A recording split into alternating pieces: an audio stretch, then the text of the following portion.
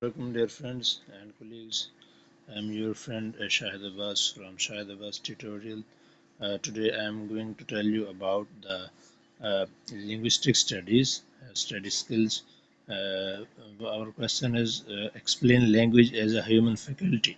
We see language as a human faculty. The language faculty is simply put all of the neural and biological mechanism involved in the uniquely human ability to do language. Some consider it a biological endowment that is gift from our creator and that is hereby designed, hardwired into our brains. Others believe that it evolved purely by chance through the accumulation of the accidental mutations over millions of years. The implication of these two mutually exclusive viewpoints are immense and sweeping.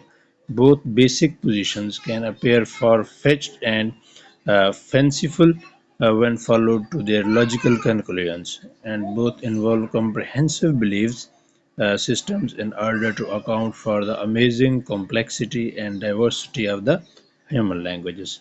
This was the short introduction of the language as a human faculty. Okay, good luck.